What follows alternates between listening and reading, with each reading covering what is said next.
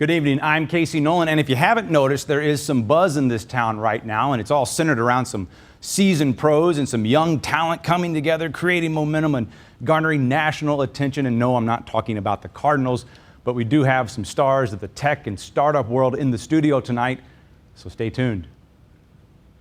Look at most big businesses today, and chances are they started small as a big idea. An idea with the potential to grow into a powerful economic driver.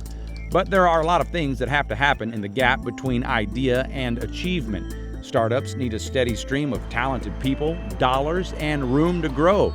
Can St. Louis provide these kinds of resources? How is the face of entrepreneurship changing in St. Louis? Do we need a shift from industry to innovation, or is it already happening? We've got the faces of some of St. Louis's most well-known startups here tonight, so stay tuned.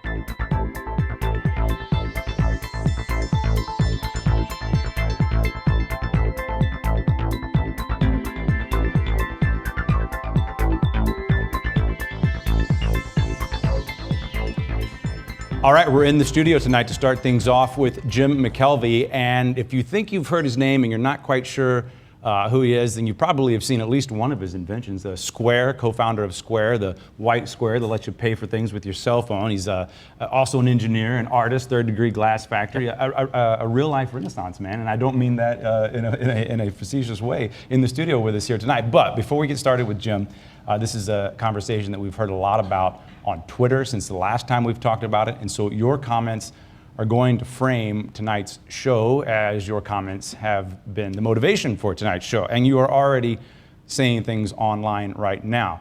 So also on Facebook, we will also be monitoring the conversation there, and Twitter throughout tonight's conversation, so please share your insights, ask your questions, tell us what we're missing. You can do this on the 9 Network Facebook page or on Twitter using the hashtag StayTunedSTL. And as Ed Reggie would say, if he could be with us tonight, let's take a look and see what you are already saying.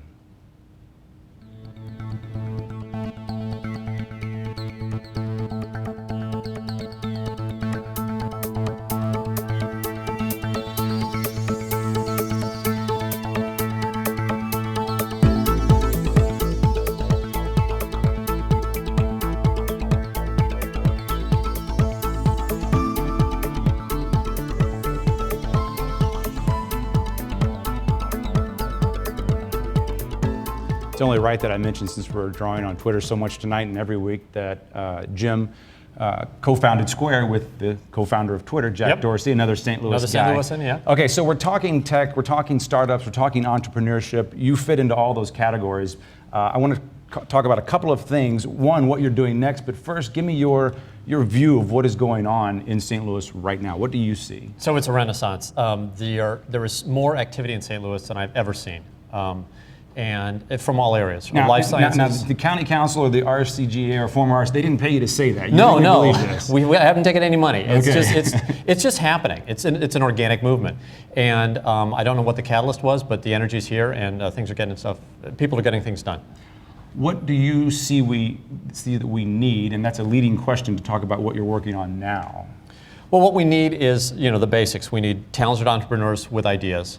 We need teams for them to build, so the talent, and then we need money to let them build it all together. So what is Launch Code? Get us up to speed on what Launch Code is. So Launch Code is a simple effort to take people who have programming aptitude and get them into jobs. What we noticed was that there was a huge talent deficit among the companies here in town. As a matter of fact, we've identified over 5,000 job openings. These are companies, name brand companies, that have to hire new people, but they can't fill those positions. At the same time, we've noticed that people who know how to code but don't have enough experience to get past the HR departments at a lot of these companies can't get entry-level jobs. So what Launch Code simply does is it bridges this gap. We take people who know how to code and we get them into basically paired programming positions. So basically what we do is we take a a newbie, we put them in a company paired with an experienced developer. They work as a team, and this is how we develop code out in Silicon Valley. It's the best way to develop code. You pair two people up, and they work together.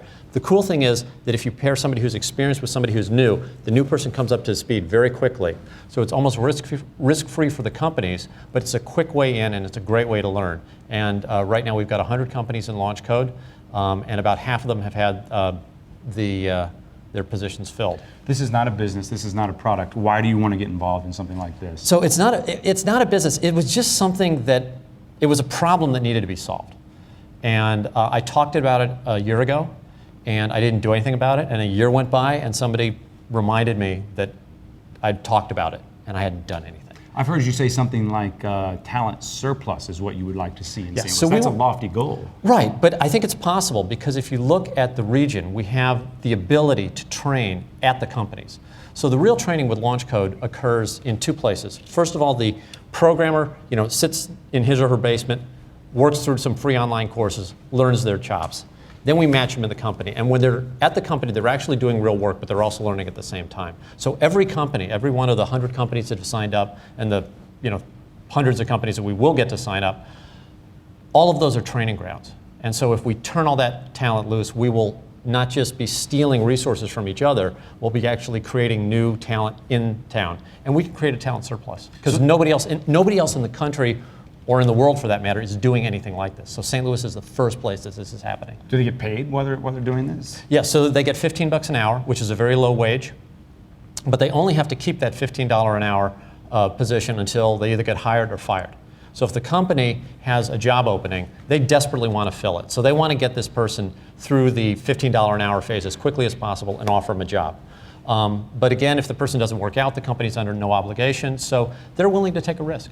Do these people, these potential candidates for Launch Code, live in St. Louis now? Because we've had people on the show who say, we have X number of jobs open and we can't find people to fill those jobs in this town. Are you looking for people to come in from elsewhere? So right now, Launch Code is limited to people who live in St. Louis, simply because we haven't done it we've never done it end to end, and therefore we don't know what we can get away with.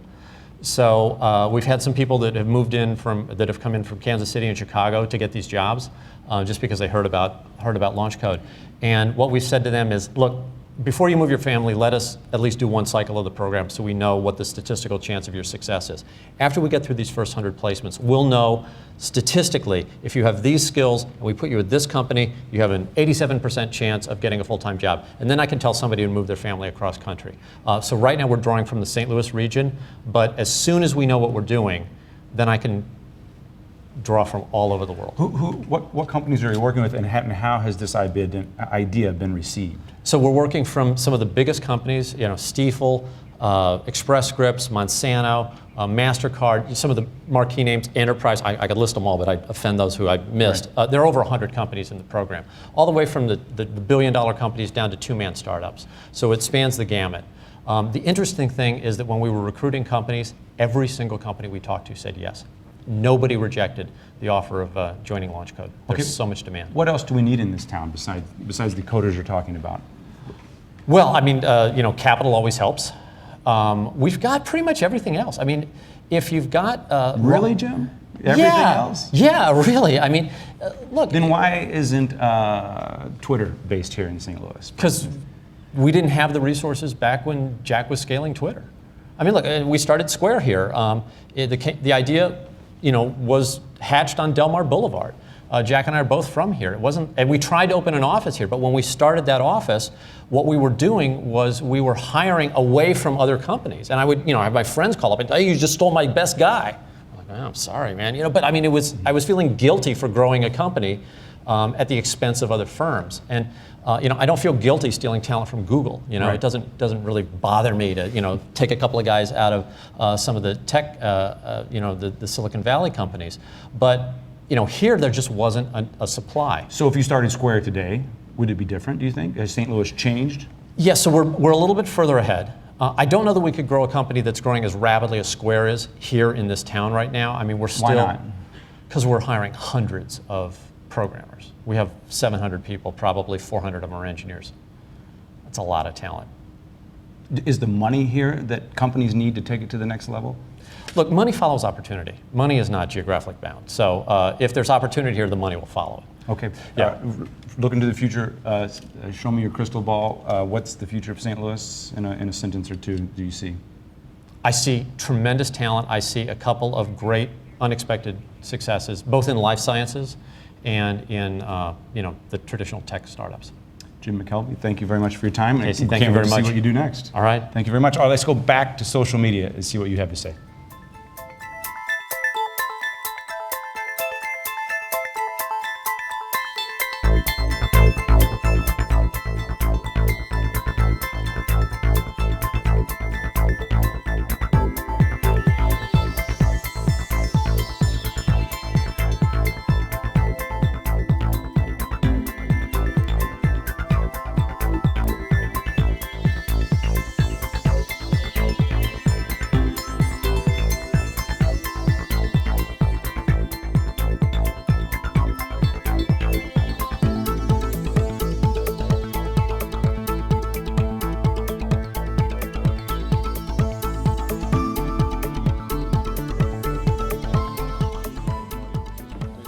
Okay, hold that thought because we want to get it in for everyone to hear. Joe Schlafly is back with us. We're going to talk about why the things Jim just said can be a reality, or what our challenges will be as well. I'll do introductions. We just talked about Joe Schlafly, our money guy from the last time we talked. He works with Stifel and raises a lot of money for startups and works with venture capitalists. Betsy Cohen from the Mosaic Project, something we need to talk about in this conversation. What is the role that immigration plays in all of this?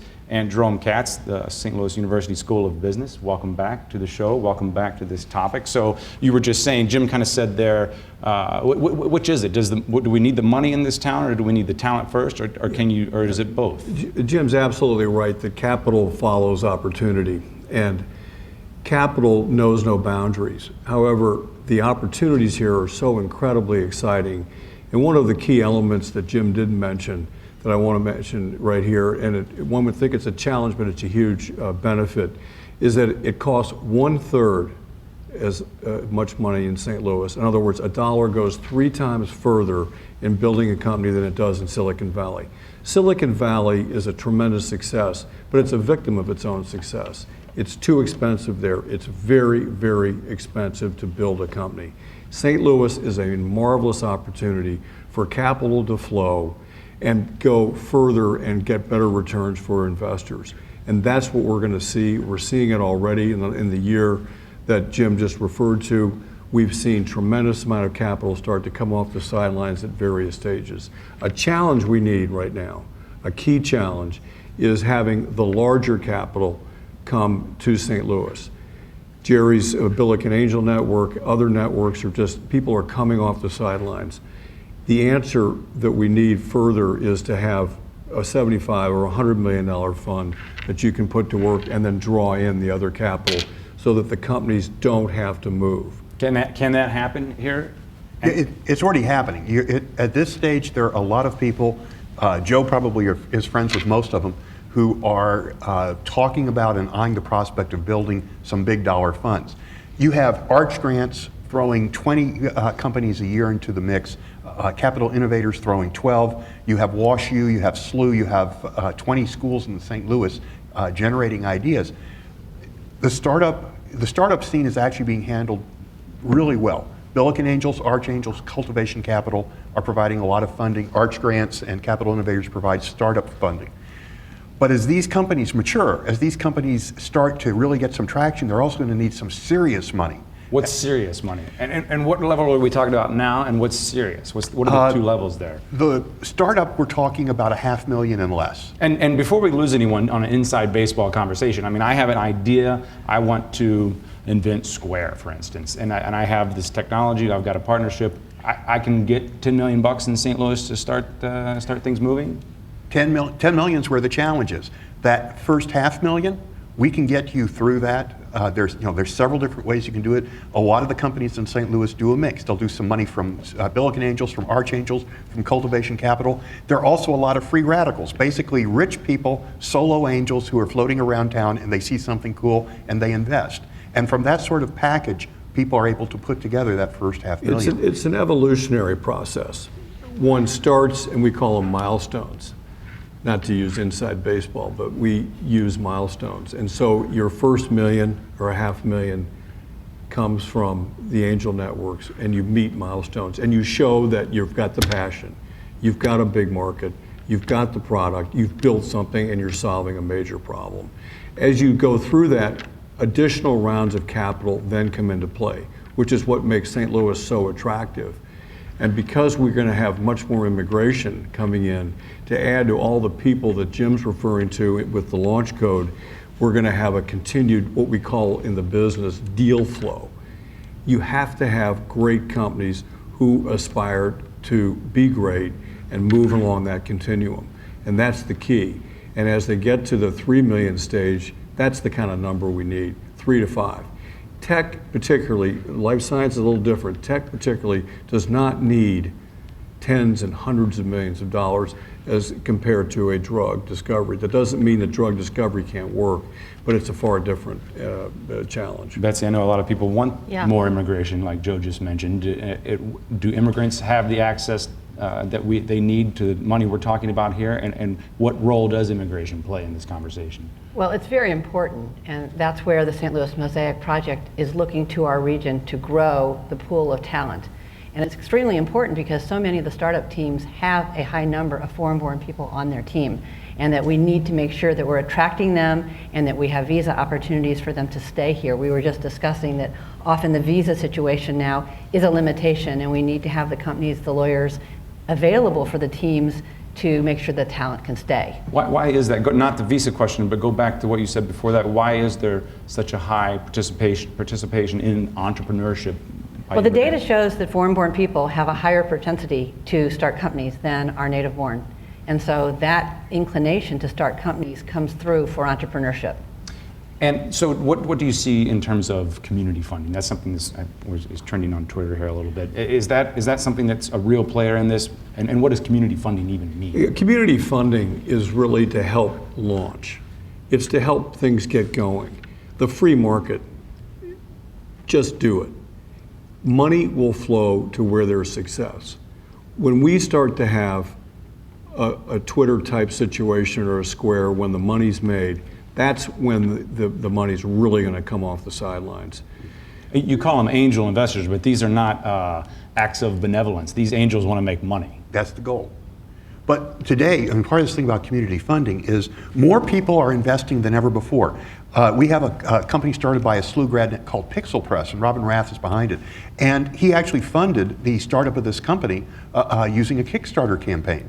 And more than 1,000 people in St. Louis donated anywhere from $10 to $2,000 to help get him launched. It's one of the Arch grants, no, Capital Innovators companies. And that actually got him, it proved the concept, it proved there was market, it gave him the cash to actually move it along. And the next stage, basically he jumps into the next gear when he won one of the competitions, became one of the Capital Innovator companies. And right now he's getting some really intensive mentoring. I know, dollars to donuts, I'm going to have him in my office in a couple months saying, I'm ready for the Billiken Angels, and he will be. And then, but a real challenge here, I agree with that. And when you mentioned community funding, I thought you meant the public sector. The public sector's been terrific. Charlie Dooley and county executive. How vital is that role? How important is that? It's vital in two ways. One, it's vital to help at the early stage to get things going. And the other is to help St. Louisans believe in themselves. This is an attitudinal change. St. Louis has to believe in itself, and I think St. Louisans do. But this is a major, major attitudinal change. And when that starts to change, and I think the public leadership can really help that, so that St. Louisans across the board know that we have a big issue in immigration, that we're only at 4% foreign born. Is this a historical change that we're in here right now, or is that? No, it's a return to our theme. St. Louis is built on risk and reward. It's built, in its DNA is actual pioneering spirit. So we're returning after we lost track of things in the 70s. We forgot the Industrial Revolution was over.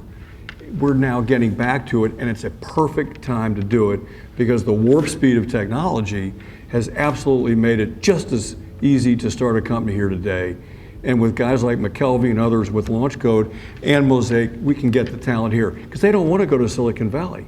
You can't even get a 300 square foot spot.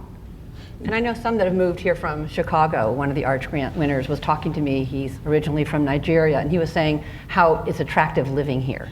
And having his company move here is very much a positive for both his family and his team, except for the fact that he probably was losing one of his team members due to a visa.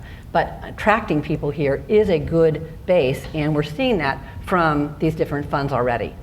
Let's leave it there for now. Tonight we are once again drawing on the insight and the perspective of the 9 Network's Jim Kircher to give us some perspective on tonight's topic. Here is Jim with a look at just what Joe alluded to, where we have been and where we are going.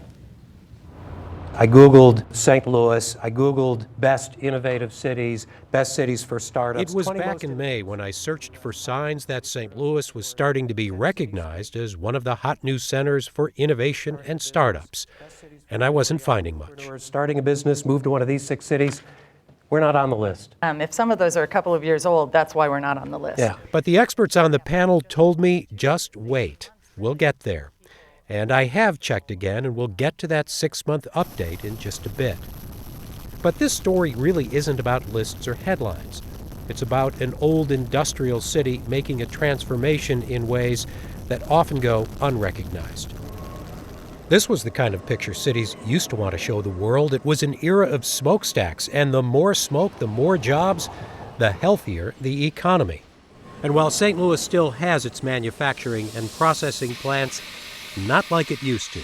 The thinking today is the future has to look a lot more like this, and this, and this. An economy where the products and the jobs are coming from labs and laptops. Success stories like Lockerdome can bring attention to St. Louis, but it's the entrepreneurs themselves who are aware of these things before the general public hears the buzz. So I'm actually excited about St. Louis, and I'm excited about entrepreneurship in St. Louis. We met Matt Kulig 6 months ago. He co-founded Aisle 411, which was developing a service to help you use your cell phone to find products in big stores. And then cheese, and then you can hit the map it button, and it'll pull up a map of the store. There was no guarantee of success. This is risky stuff, but in the past 6 months, Aisle 411 has signed up some big chain stores. That's huge. It has also raised money from venture capitalists in St. Louis. And that is one of the areas where economic development experts say St. Louis has to be stronger and less conservative. Of course, we're not alone in all of this. A lot of cities that once depended on manufacturing are trying very hard to be centers of entrepreneurial activity. And that's a reason it is hard to crack those top 10 lists, some of which are more credible than others. But in the last 6 months, St. Louis has gotten recognition for leading the nation in the growth of IT jobs. And being labeled a tech hub is a good thing. Still, we don't make most of the lists, but we did make this one, Top Cities for Young Entrepreneurs. The website Under 30 CEO ranked St. Louis number 5 in the mid-sized city list, right between Kansas City and New Orleans. For Stay Tuned, this is Jim Kircher. All right, we're back in the studio with another entrepreneur in the tech side of things. This is Gabe Lanzano, founder of Lockerdome, which, if you haven't heard about, is a social networking site, very successful, fast-growing social networking site for sports fans. So back to the Cardinal corny analogy in the beginning there, a lot of people probably tuning into Lockerdome tonight, which I don't think tune in is what you do on the web, but I'm going to move on from this introduction. Thanks for being here, Gabe. Tell me what you've heard so far in tonight's conversation in terms of how you see St. Louis. What is the current state of affairs in St. Louis? Look, I've heard a lot of good stuff. People are talking a lot about build first, build a great deal, and let the money follow that. I could not agree more with that. The one kind of light I like to shed every time, I always say that, let's focus on reality, which is there's a lot of good stuff going on right now, better than probably any of us have ever seen, but we have a lot more to go. I would describe it as if this was a video game, we're going from level 1 to level 2, and it's a game of many levels. So as we kind of look forward, we keep that in mind, that kind of interesting progress today, but we have to let that momentum create new momentum. A word that you've used when you and I have talked before is deal flow, and we heard Joe say deal flow. Can you just give us a primer? What are you talking about when you say deal flow? Sure. So When an investor is looking in a scene, they're saying what companies are available, what entrepreneurs are available for me to plow capital into so I can get a return on my investment. And that's the issue right now. It's not an issue of money. There's an enormous amount of wealth in St. Louis. The issue is fundable companies that are going to return that money so that the fund can exist 8-10 years from now and they get a next fund to plow new money back in. And that is the piece that I put a lot of attention on. The things that we talk about, the nonprofit stuff that I work on, it says what creates a great deal. And for me, when I look at that, I think there's 3 components to that. One's people. So we hear a lot of people talk about top tier talent. Agreed with that. But the other pieces are not talked about nearly as much, which is product. Get somebody past the idea stage and actually output a product that you can test. Sam Walton always said, do more of what works, less of what doesn't. You can't get there unless you actually get a product into a market. And the third is density. So a lot of these companies will actually fail. Getting those entrepreneurs to go right back into the ecosystem and work for the companies that are scaling is important. And when the companies win, so we mentioned the Square type wins, the Twitter type wins, we believe Lockerdom will be one of those wins. That cash and that talent needs to actually be recycled back into the ecosystem so it can work. And that whole front end of the funnel is where you play. So if you have a strong front end, you will create great deal flow, you will create resources that can let the ecosystem work. So how is Lockerdom doing, and do you have what you need in St. Louis to take that next step to get up on the levels of the video game? Well, in under 2 years, we've gone from nothing to over 19 million people a month use our website. In the last month, we went from 14 million to 19 million. So I would say we've made really good progress. We always have a long way to go. Right now, we're in the middle of focusing on launching the next version of Lockerdom. Resource-wise, of course, from a cash standpoint, the last round we were vastly oversubscribed. We ended up turning down quite a bit of capital and took what we needed, and the bulk of that money was from St. Louis. So the cash is not a problem here. The talent's not a problem here. I'd put our team against anybody. It's just continued execution. Where do you get your talent? St. Louis, elsewhere? The 4 of our last 6 hires actually came from outside of St. Louis. But there is a lot of talent here that we have taken from other companies. Do you see talent? This is something I believe is popping up on Twitter right now. Do you see talent in St. Louis leaving St. Louis? And if so, what do we do to keep that here? It does. And Cliff Holcamp, who will be on the show later, he always says people will stay or leave for community, which I agree 100% with. When people leave St. Louis, it's because they're going towards somebody else's community. They'll leave without a job. They'll go to Silicon Valley, they'll go to New York because they want that community. People are starting to stay though. The people that are actually exposed to a Lockerdom or to these other great companies that are being built, they're saying, that's special, and I want to be part of that. So we see today way more talent stay in St. Louis and becoming part of the ecosystem than we have before.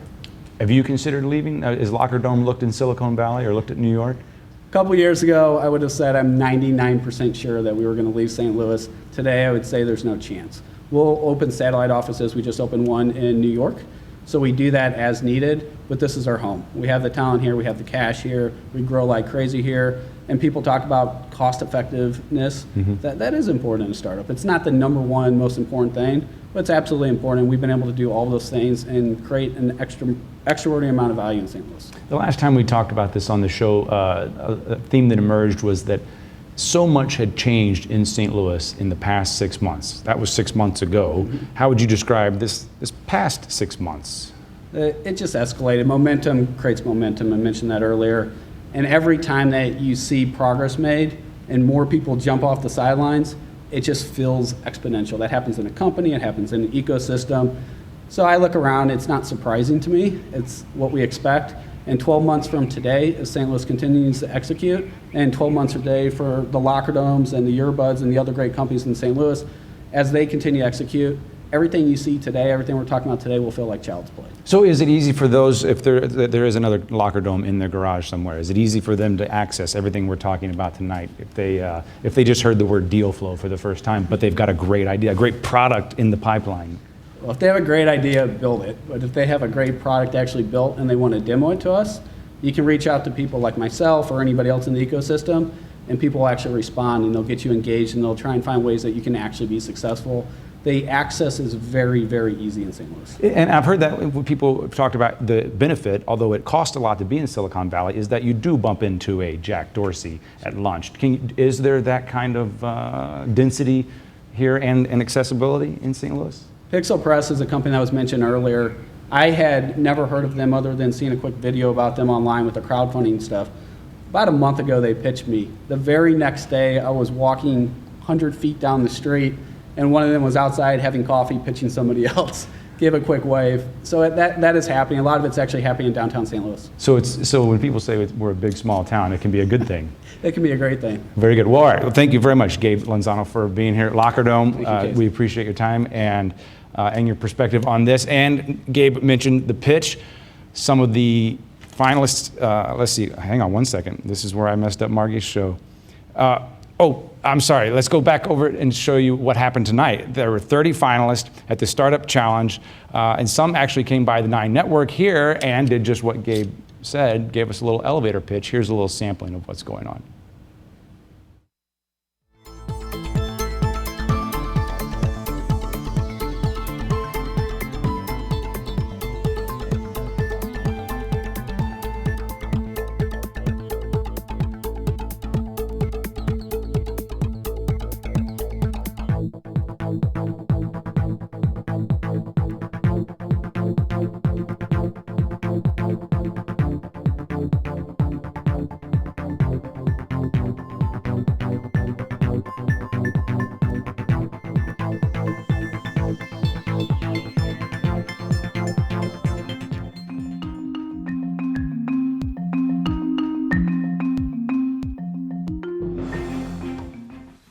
Our patented drill bit has 38 tungsten carbide rock-chewing teeth, is steerable with a directed water jet, and drills on center.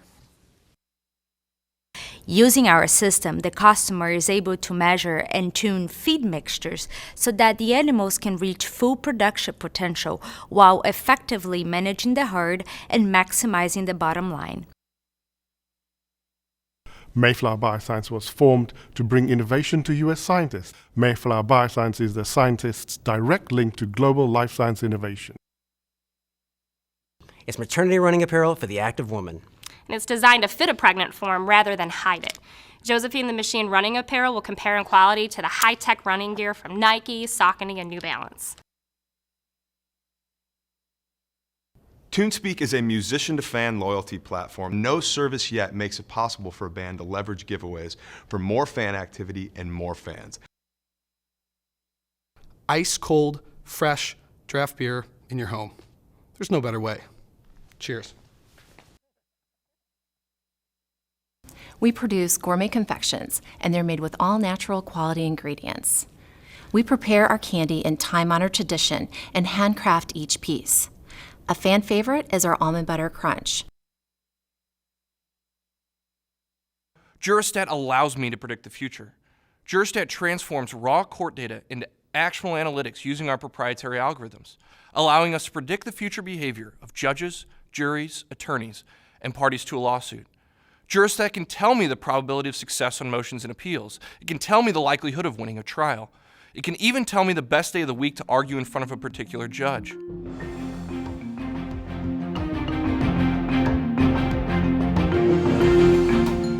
Okay, so what you saw there was just a sampling of what was going on earlier tonight over at the Science Center Startup Challenge. And so there were several other companies, several other ideas, a lot of people rubbing shoulders, and that was just a sampling. And they did crown a winner.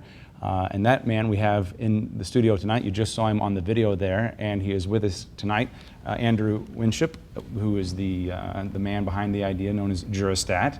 Also with us, Katie Jambaretz from St. Louis County Economic Partnership, and Travis Sheridan with the Helix Center, that's a biotech incubator. Okay, so let's back up for 1 second. Katie, I'll put you on the spot here. Do a better job of explaining what just happened at the Science Center tonight. So no pressure, but our first 3 winners have been wildly successful. So this is our 4th year of the Startup Challenge, and we award $100,000 total to 3 startups, $50,000, $30,000, and $20,000. And who is we? The St. Louis Economic Development Partnership. We're the economic development arm of the city and county. We just combined our efforts so we do it more efficiently, more effectively. And Edward Jones comes to the table every year with $100,000. They write the whole check. No strings attached. They do not take any piece of your company. They just want to give you the money to grow it. And so about an hour ago, Andrew found out that Jurastat was the winner this year. Congratulations. Thank you so much. And thank you, Katie, for putting that in perspective cool for us. company. It's amazing. It's an amazing win for you tonight. Absolutely. So far, we've raised about almost $250,000, and this puts us over that $250,000 point. So it's going to help our company grow. And when we were talking about deal flow earlier here on the show, that's deal flow. And you can see the companies grow when you push that money into startup companies. So why can this work for you here? And why can all of what we're talking about tonight work here? Open up to all three of you. I think the key is critical mass. What's circling around St. Louis is for a long time we've had talent, we've had cash. Per capita, the city has so many Fortune 500 companies. There's so many pieces in place, and they're finally all working together for one goal, that's to make this city great. To get us back to our roots, like Joe said earlier, and to remind us of our entrepreneurial spirit, and to build the next billion-dollar company here in St. Louis. And I think to that point, with regard to critical masses, we've already proven that as it relates to biotech. And we have SLU and WashU, which have wonderful research institutions. We have industry in Monsanto and a lot of startups in between. And now with things like the Helix Center and the rest of the biotech community, we are seeing a groundswell of entrepreneurship that's really starting to fuel the growth that's based on the knowledge that's here in our institutions. And so we're seeing that as a very authentic way to start fueling and growing our economy. And is it harder on the biotech, biosciences side? I know Joe talked a little bit about that, and a little more money. In my limited understanding, I can see what Andrew is doing with the computer, and what you're talking about may need a lab, for instance. Right, and so like for example at the Helix Center as a biotech incubator, we have both lab and office space available, a lot of shared equipment that's available, and yes, it does take a lot more capital to launch a startup or launch a biotech company. The good news is, assuming the government is actually working and not in shutdown, there are a lot of federal grants that are available, research grants and scientific grants that are available. So a lot of biotech startups are grant funded for a number of years, which does a couple of things. It keeps researchers employed, it keeps them employed at a decent salary, and it doesn't dilute the value or the equity in the business. And to get FDA approved for many of these companies, many of our really talented biotech and plant science companies, it's so much more capital intensive that we have a unique capability here with entities like BioGenerator that understand it's gonna take a long time. You're gonna have to put a lot of money in, and they're willing to see it through because those companies are much harder to foster, but they're much more successful. They can return so much more to your economy. So how important do you think the community side, as Joe referred to it, the governmental side, the public side of this, to everything, or can it not be done without the larger community's help? You need all aspects firing on all cylinders. I mean, you really do. You need the mayor's office, you need Charlie Dooley, you need the county and the city working together, which they are in the partnership, which is fantastic. You need WashU, you need SLU, you need every educational institution pushing the best talent here into St. Louis and getting them to stay here and getting the startups into those institutions. You need the deal flow and the Fortune 500s to start buying here in St. Louis. So if you've got a product that is from the Valley or a product that's here from St. Louis, look at the St. Louis one. I bet you it's just gonna be just as good, if not better, and probably at a better price. So you're a lifelong entrepreneur, you've been doing this forever. This is like your 5th or 6th company, I'm guessing? Absolutely not. 29 years old. I was an attorney. I went to law school at WashU, worked in private practice as an attorney representing massive companies for the past 4 or 5 years, and then quit to start this product. How long did you have the idea before you took a chance to make it happen? We actually were in Startup Weekend. I walked into an event called Startup Weekend with a bunch of strangers and managed to find 3 of my best friends who we started a company with. And we've built it from scratch. That idea came in the beginning of 2012. We quit our jobs and started going full-time February 1 of this year. And we're already to where we're at right now. Our first investors have seen 4x return when we close this investment round from February 1 to today. And I think you can tell there is something happening here. You can hear the momentum, but it's really what we do with that momentum. We have come so far in 6 months, but it's really what we do to support it. And really, we ask people all the time, well, what are your roadblocks? What do you need? What could we do better? I mean, we've got some attention now. We need to capitalize on it. So what are those roadblocks?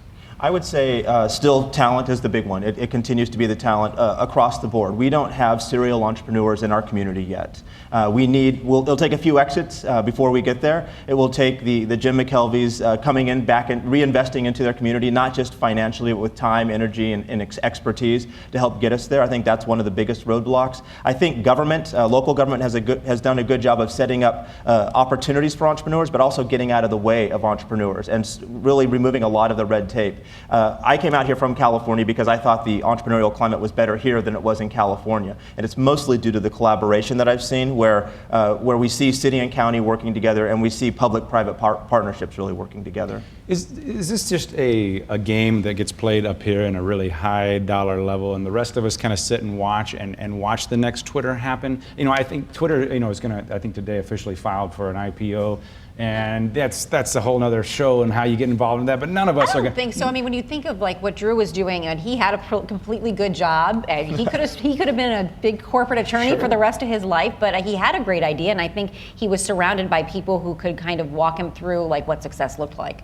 Absolutely. I think you run into everyday people every day who have really good ideas and they want to know how to take it to the next level. And so I'm working downtown in an office space with 70 other companies. It's created 600 jobs downtown in a few 100,000 square feet. And you're just seeing people, you don't know their names now, you're going to know some of their names in a few years. Is there a role for the rest of us to play? I don't have an idea, but I am excited about what you are talking about, for instance. I would, my biggest role, encouragement to the community is to be beta testers, early testers, just try the stuff that's coming out. As economic developers, we always talk about buy local, and we want to buy a lot of local things. So look at the innovations that are coming up, look at the bonfires of the world, and it's a social app, and jump on board with that. Look around and see what technologies and things that are being innovated. Look at Zeddy's Confections, the chocolate company here in town, and buy their chocolates or candies. Look for ways to just try a lot of local stuff, because the best thing is the community can give feedback to these entrepreneurs and say, here's how you can make it better. Okay, so is this just a tech conversation or just a biotech conversation, or is there room for other good old-fashioned ideas like I can make a better mousetrap? Second place winner was a beer company. He calls himself the Keurig of beer. He wants to have a beer tapper on everybody's counter. I think his invention's phenomenal. I love it. Better than chicken in every pot. Holy cow. All right, on that ridiculous comment, let's go to social media for some more enlightened comments and see what you're saying.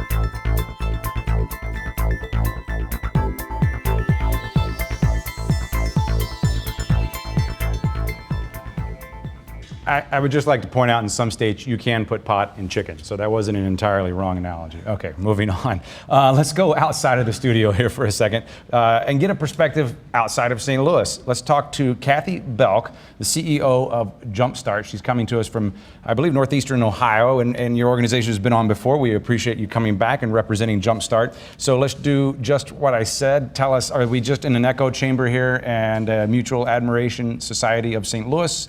Or what do you see of St. Louis from the outside looking in? Sure. So hi and hello, St. Louis. Boy, we are so impressed with the things that are occurring in St. Louis right now. I'm located in Cleveland, but our organization is working all across the country, and everything that everybody's been talking about tonight that is happening in St. Louis is being noticed around the world. I think just in the last day or so, I've had a number of people talk to me about Global Hack as an initiative. Congratulations to Andrew, because I know Startup Challenge was on a lot of people's minds just today. And all the different resources that have been mentioned are all things that people are paying attention to. Okay, so a lot of different cities want to be the next Silicon Valley, the Silicon Prairie. How is our region doing? How is any one particular city doing just that? Yeah, sure. So I think what every city wants to be is their own version of their best self as an entrepreneurial hotspot. How can any region, and how can St. Louis take all the assets that you have, whether that's the highest density of plant scientists in the world, which we're so envious of, to all the different tech startups and programming talent that you're bringing to town. How can everybody make the most of that? And I think that's going to be the really unique competitive advantage that St. Louis has, because you have assets that no other region has, and you're doing doing so many things to turn those assets into actual growing companies that are going to create jobs and create, sustainable jobs for the next 50 or 100 years. Okay, so one of the things you do at Jumpstart is pair the startups with capital. I want to know, what do you see a venture capitalist looking for? What are they looking for in a product, and are they looking for anything in the community at large? Yeah, so as many of your folks have already spoken to, venture capitalists are looking to make money out of making a great investment in a product that's going to be globally competitive, that has some IP associated with it, and has a great team leading the company, because it's the team who's really going to navigate that product in the market as it hits its hills and valleys of entrepreneurship.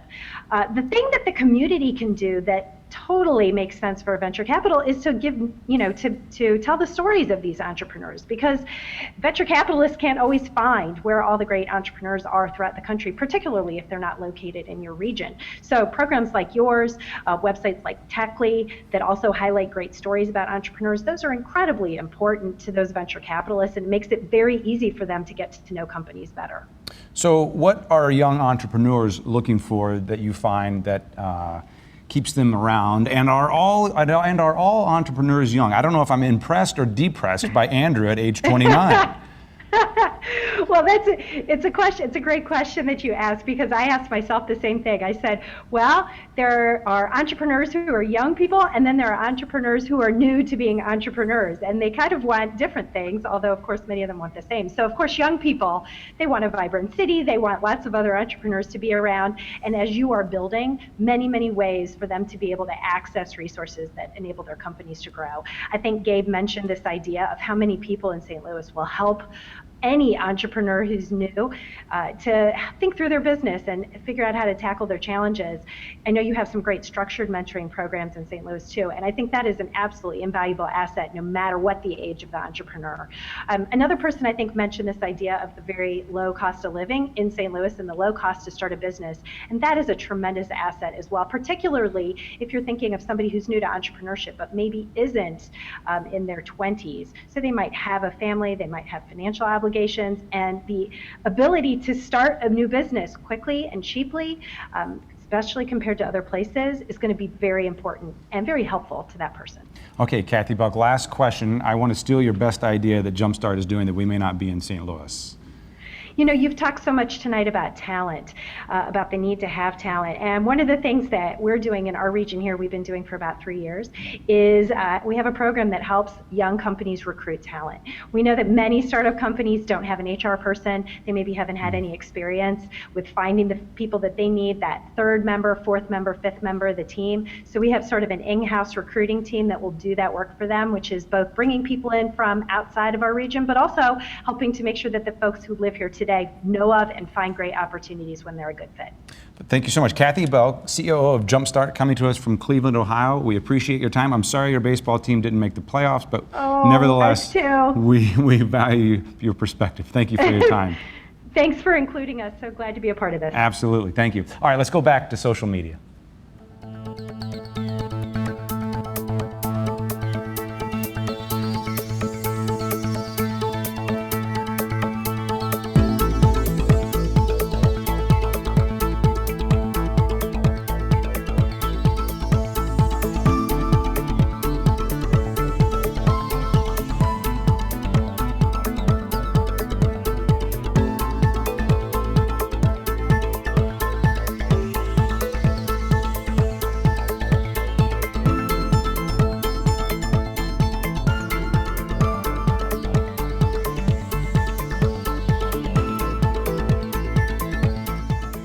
Okay, let's talk about the future a little bit more, and I'll do some introductions with the folks we're going to talk about that with. Welcome back to the show, all of you.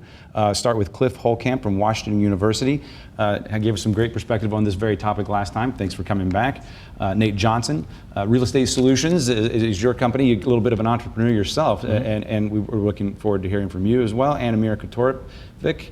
I'm sorry, I do it every time. I see you in the hall, and I can say Amir Katorovich just fine, but when I read it, it messes up. I apologize. A journalist who's covered this very topic for some time right here in St. Louis. Real quickly on the last 6 months question, the last time we were here, people talked about how vibrant that previous 6 months has been. This last 6 months. It's amazing. There's the volume of activity just keeps increasing. The new initiatives, Global Hack hadn't been announced. I don't even know if it was an idea 6 months ago. Launch Code has been launched in the last 6 months. 630, which is a financial services technology accelerator, is just launched. It's a accelerator program for tech companies that cater to the financial services industry. It was launched by Cultivation Capital and the RCGA. Jim McKelvey is the director, and they actually just recruited 4 companies to participate, 2 from New York, 1 from the UK, and 1 from Silicon Valley, who are all actually coming to St. Louis because of what we have to offer here in entrepreneurship, and particularly in the financial services industry. So all these initiatives didn't exist 6 months ago. Yeah, and I think that it's a great awareness that's occurring in the overall market in St. Louis, where people are understanding that, hey, this is a great place to start a business. This is a great place for entrepreneurship. People outside of those who are doing the business? Is that what you're saying? Absolutely, outside of that, because I think that, you know, folks that are kind of in that entrepreneur bubble, they know each other, they know what's going on, they know all the vibrancy that's taking place. I think it's those that are outside of that bubble that are really getting touched over these last 6 months, where it's like, hey, this is what's going on in my town, this is what's going on in St. Louis. People from the outside looking in at St. Louis are starting to see St. Louis more as a place where, hey, you know what, that's some place where I could consider going. Amir, there was some talk on Twitter a little bit about there's a little fiber underneath our downtown, and there's some talk. I know a man by the name of David Sandell who's talking about the potential there. Are people starting to see this idea of a gigabit city? Is that something that's on the future? This is a conversation about the future. Are we hearing any of that talk about making us competitive when it comes to those kind of speeds? The infrastructure that's in place in downtown is played a big part in some of the early innovation that has happened, as far as some of the data centers moving downtown, a lot of the early technology infrastructure. When we're talking about infrastructure, also a lot of the kind of available office space downtown. That has been a huge boost for T-Rex, for something like T-Rex, where they can have really affordable, flexible space for to host all of these companies in one space, create that vibrancy, and just that that whole infrastructure. That, I mean, you have to remember that downtown St. Louis was built 200 years ago. It's been being built since then, and 100 years ago it had a lot more people, a lot more industry there. There's a lot of space to grow there, and a lot of space to grow for startups. So where is our near future? Can you talk about our near future? Where do the three of you see that? Well, for me, I see a lot of people that are coming to St. Louis. As a real estate broker, I'm often dealing with folks that are coming into our market from other places, and also people who are making decisions about what they want to do next, where their next step is. And it's great to see people saying, I'm going to stay in St. Louis. I'm going to stay here. I see opportunity here. It's great to see people who are coming here from other places. I believe that the woman that you were interviewing on the monitor a while ago was talking about that, where she was acting sort of as that HR department for these smaller companies. I act in the same way with my company, with people coming in because they're not always huge companies. They're coming in and they're working for a smaller operation, and they see St. Louis as a place to grow. It's great. I think the future, what has happened over the last couple of years has been really great, but I think it's just the beginning, because what has happened really is we have an infrastructure in place now. So there are places for people to go, for money, for talent, for mentoring. And that just basically opens up the doors for everybody else who's been sitting on the sidelines. So, a lot of people who may have had ideas and just, didn't know what to do or where to go. I mean, I spoke with Gabe Lozano the first time a couple years ago, and he told me that, 2008, 2009 in St. Louis, he thought he was the only person that was doing anything like that. Just, he was lonely. I mean, not like that, but he was lonely. He didn't. No, he's lonely. He didn't know anybody else. Yeah, it's bad. It's not good. So, right now it's completely different. I mean, I was just at the Startup Connection. It was a lot of people. It was packed. Probably close to 1,000 people there. Everybody networking, meeting other people, and it makes it a lot easier for somebody else to come in, because all of that infrastructure is in place already, and you don't have to start from the beginning being lonely like Gabe Lozano. Yeah, I don't know if that's fixable. We touched on immigration just a little bit earlier. How should we be talking more about that in this conversation? I think immigration is definitely important. When you just look at the statistics of companies started in Silicon Valley, high tech companies, you look at Google, IBM. some of the most successful companies of the last 30, 40 years have all either had a co-founder or a founder that was an immigrant. So, it's certainly something important to look at. The Mosaic project is very important to St. Louis, and Betsy's doing a great job at trying to do that. It's definitely a challenge. I mean, how do you all of a sudden just attract immigrants to St. Louis? So, that's a challenge that will be very important for the future of the city. And another show entirely. Over at the Olin Cup, what are you looking for when you judge the Olin Cup, when you're looking at some ideas, kind of like what we saw earlier with the pitches? Well, at Olin Cup, we're looking for the best and most promising companies that are coming out of the university. Which actually relates very much to that point about immigrants. That is an important opportunity and something that we can do better on. But one thing that we've already been doing better on is retaining our own residents. And that's something that wasn't talked a lot about, is how many native St. Louisans would move away for opportunities in bigger cities. And I am really seeing that start to change. I'm seeing people that grew up here want to come back. I'm seeing university students at WashU actually want to stay. This past year was the first year that my top entrepreneurship students actually were talking about staying in St. Louis. They were excited what was happening in St. Louis, and they literally put St. Louis at the same level as Silicon Valley or New York or Chicago when they're talking about their places that they'd like to go to get into entrepreneurship. That didn't happen only 2 years ago. So I think we should be working on all fronts, so certainly recruiting new people to the city, but also remembering to retain the people who are already here, the kids that grow up here and the students who come here to study. And that's been a noticeable difference in the last year. We have about 10 seconds. Can you tell me what we should be thinking about going forward? What should we be doing better? I think that the focus should be on building a community. We do a lot of talk about money, and I'm a big believer that money follows the opportunities. So what we want to do is young entrepreneurs particularly are attracted to dynamic, dense, exciting environments. And we need to continue to build the culture. We'll leave it there. We'll leave it there and say thanks for watching, and stay tuned until next time. Thanks.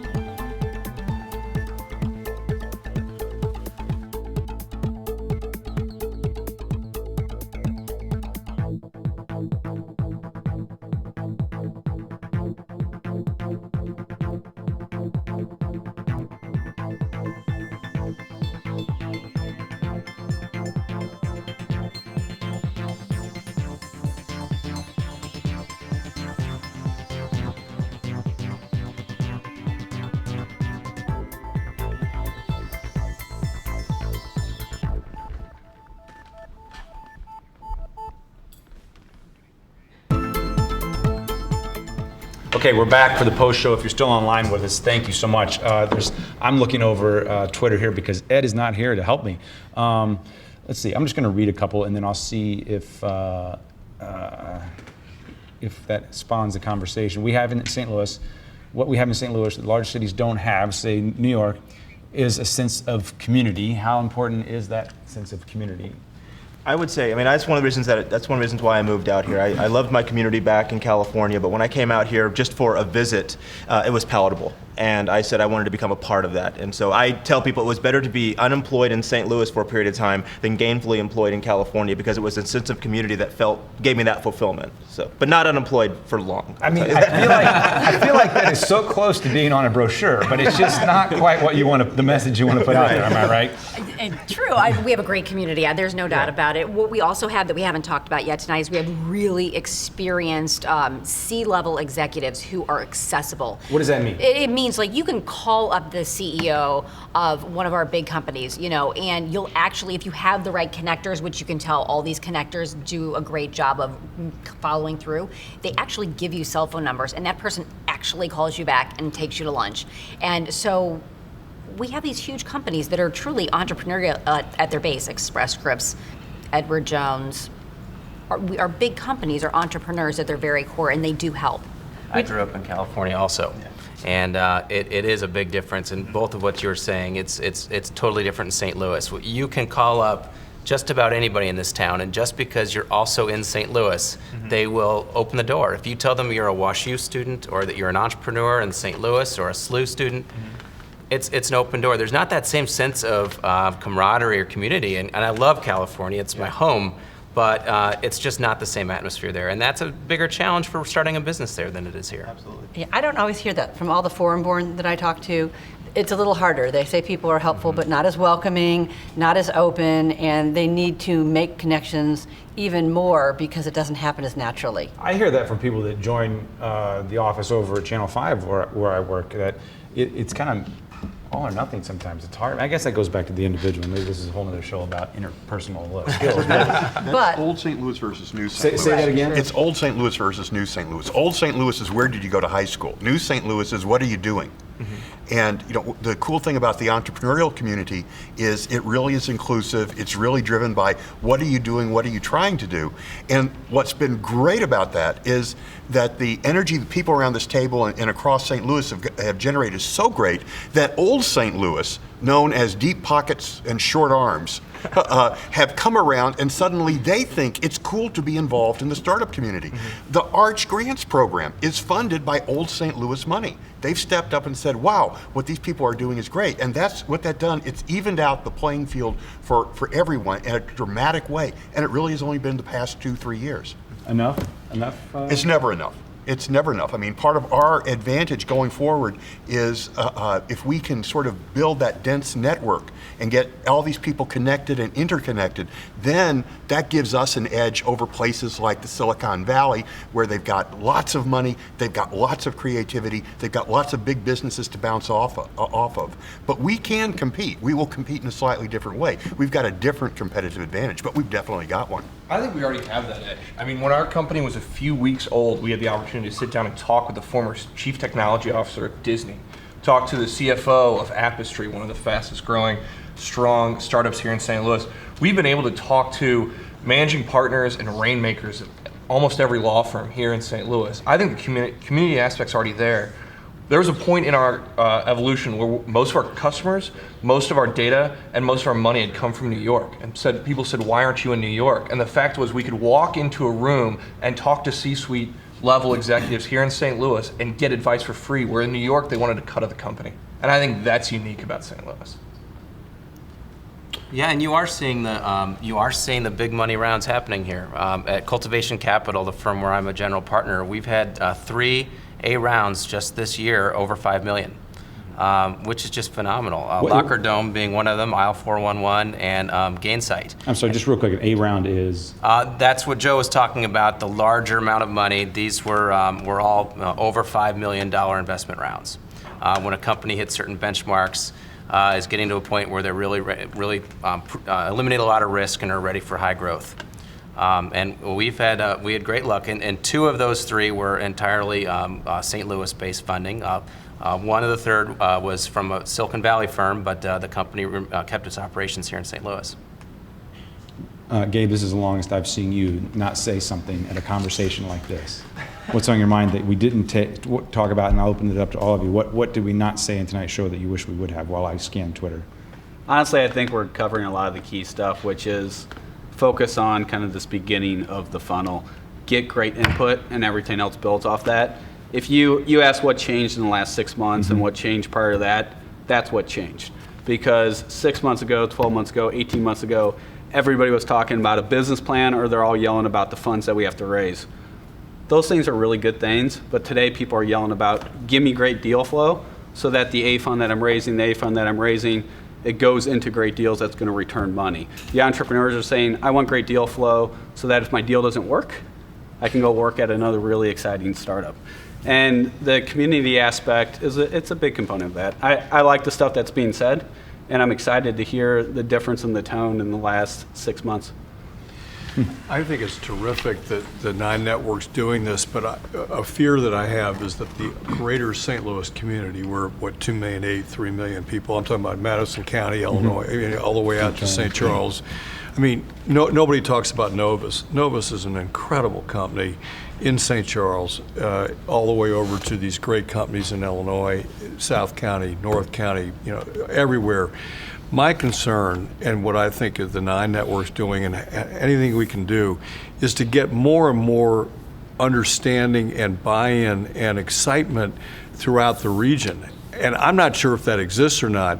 There's a heck of a lot going on here, as we've heard tonight, but I'm hopeful that this really, really seeps into the fabric of this community as the future of St. Louis, because I think St. Louisans can believe in themselves and do. It's just that they just got to get on board, and how do they do that, and how do they feel about it?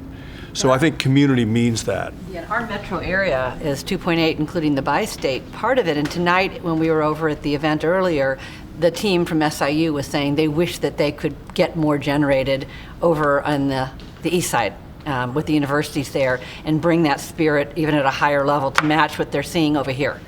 Great ideas know no boundaries. See, boundaries kill, and that's why the city and county working together on this. The Skinker Boulevard is a joke. I mean, the Mississippi River used to be a good reason for one state to be from another. Now about 10 million, I think I counted it up, or 15 million people go over when you count airplanes and jets and that sort of thing. Why is that a big deal? This is what we've got to move. Ideas and capital and everything else moves without regard to boundaries. And when does that change? Because we are caught in the middle. This is the Midwest. This is St. Louis. We're not unlike a lot of places. How do we break those boundaries? That would be a real question. How do we break those boundaries? Well, I think a lot of it starts with, maybe what Betsy was mentioning earlier is the whole St. Louis kind of where did you go to high school, and that's how I'm going to judge you, and I know everything about you based on where you grew up. Kind of that, once you get past that a company is not better because it's based in downtown St. Louis as opposed to St. Charles or somewhere else. I mean, I don't know. You asked me how. I don't know how. I'm just pointing it out. I'll say something unpopular. How do you get there? I actually think the best thing a company in St. Charles or in Illinois or in South County can do is move downtown. Because what you want to create is density. You want to create a situation where Gabe Lozano walks down the street and sees the founder of Pixel Press pitching an investor on a sidewalk on Washington Avenue. And so I would actually argue that it's in the best interest of the entire region to rally around downtown. Downtown is where the traction is. That's where the activity is. That's where the hub of innovation is. And I would hope that those Illinois companies come to downtown St. Louis, and those St. Charles companies and West County companies consider downtown, because there's a lot of value in creating a cluster and creating a density of community. And that's the kind of community that I'm talking about that attracts young people, that makes other people want to be a part of what's going on. But you do have to have a density to it. I mean, we haven't talked tonight about agricultural technology. We are the #1 in the world in ag tech and ag plant science, #1. And for a lot of reasons, that's clustered around Monsanto in that area. What I've been learning from the people there is that the young scientists, or even a lot of the scientists and a lot of the people there, because they have to be there for those reasons, they don't want to live there. They want to live in areas where there's density, cluster, action, think moving, and that kind of thing. And so there's all kinds of plans underway to try to make that move, so that you can be around and rub shoulders with. I think that's what you're getting at. Energy. Rubbing shoulders with and getting the energy and the density, which then suddenly makes the urban experience much more exciting. Shame on us for not having somebody from St. Charles or from Madison County here for this conversation, but I'm curious if this is popular. He said, Cliff said it was going to be an unpopular statement. Is that a popular idea in the county, in St. Louis County? Not at all. I mean, many of our Startup Challenge winners over the years have been city companies. I mean, Drew's companies working out of T-Rex. Many of our companies are city companies. I think this is for us, it's a net population play. Why would we invest in startups? Because we think it attracts talent, it gets us more citizens, it just on all levels raises us up. So no, I think dense groupings of successful companies are really good ideas. I think if you look at what's happening in Cortex, that's exactly the idea behind why you build that entire complex, because that is, where these companies are going to get their next great ideas. But this actually opens up one other kind of opportunity, and Cortex is a great example. What we haven't been talking about are the other entrepreneurs, the folks who run the restaurants, the bars, the shops, the hospitality industry. And actually you need that. If we don't have an exciting place to live, it's not an exciting place to be an entrepreneur. And so like when I talk about Cortex, the greatest problem they have as they expand is there's no place to have coffee there. There's no place to have lunch there. People are going to start, you'll flee during lunch and then come back to do your work. That's not going to be sustainable. So there's this whole other part of St. Louis it's made up of entrepreneurs doing the small businesses, the restaurants, the bars, the shops. And they're actually a part of this too, because they create the kind of creative environment that creative people want to have. And the good news is that St. Louis is a much better place to go get a drink, to go get a meal, to go look for something stylish now than 10 years ago. I wouldn't know about the stylish part personally, but I'm told. But the fact is, having that makes St. Louis more interesting to people like Gabe, and that's what we need. So they're doing their job too, and we're grateful for it. I would say the Scottish Arms, though, is the watering hole of Cortex. And Cortex is changing. There's going to be some things going on there in the park that's coming down the middle. A lot of deals get done in the Scottish Arms. It is. It's a great place. I mean, I go by there sometimes on my way home from work, and it's a nice place to run into other biotech and bioscientists who are doing great things, and you just have a drink, a good glass of scotch, and wind down the day and talk about new deals. You know what? I'm thirsty. Let's go to Scottish Arms. What do you say? All right. Thanks, everybody. We appreciate it.